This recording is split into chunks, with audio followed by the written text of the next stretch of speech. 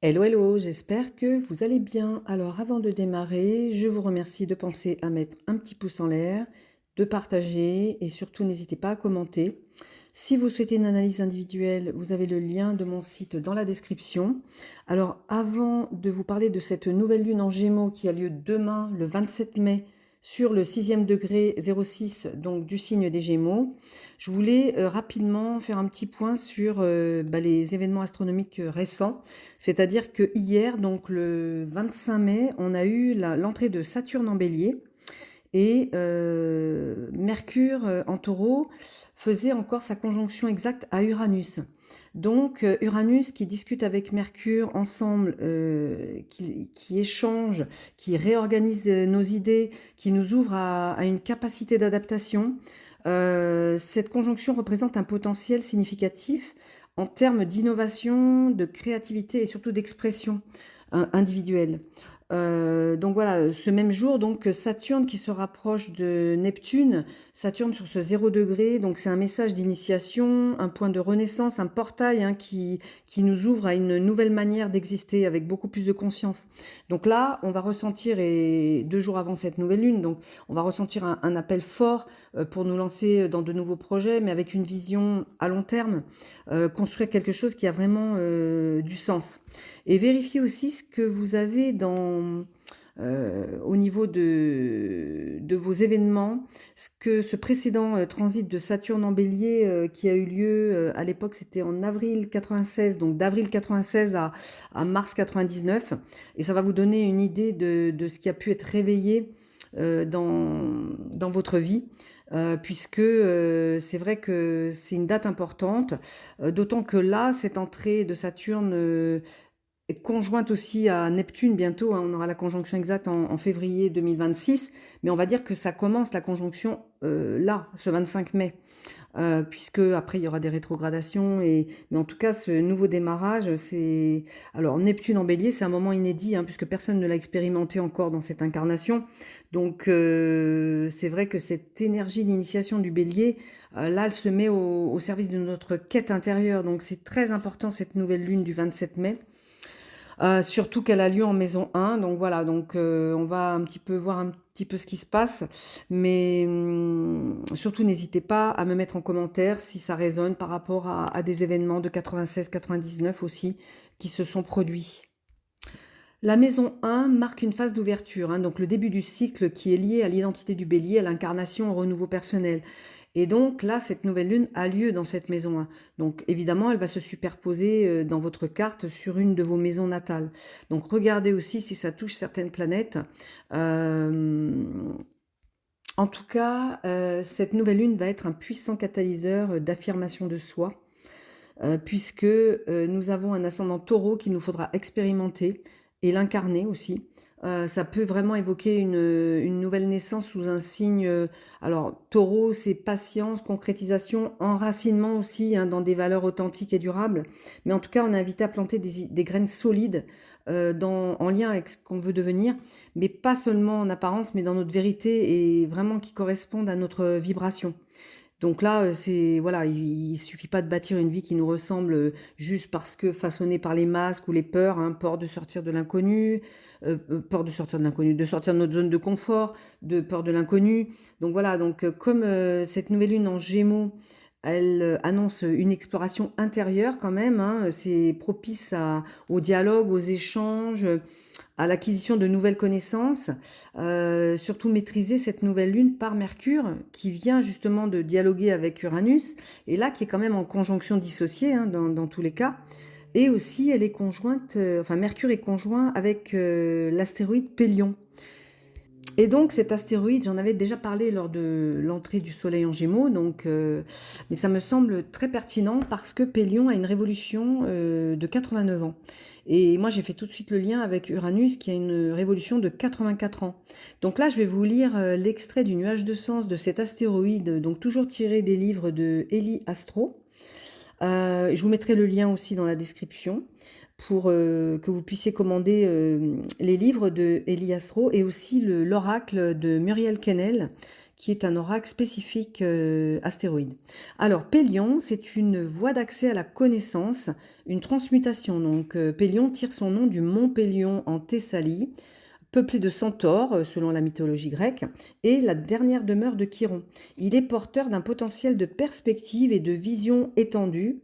Le mont Pélion est aussi lié au mariage rituel de Pelée et de Thétis.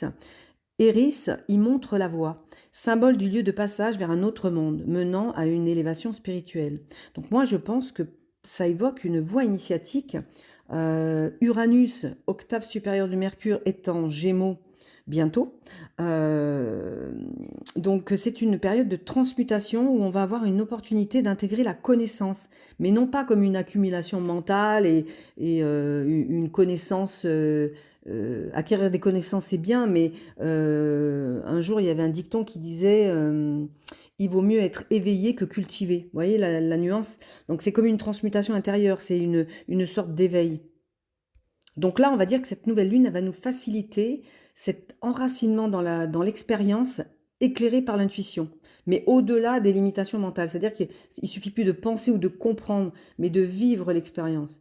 Donc voilà, donc moi je pense que c'est très important. Il y aura beaucoup de prise de conscience. Là, on a quand même pas mal de planètes lentes qui ont changé de signe en très peu de temps, hein.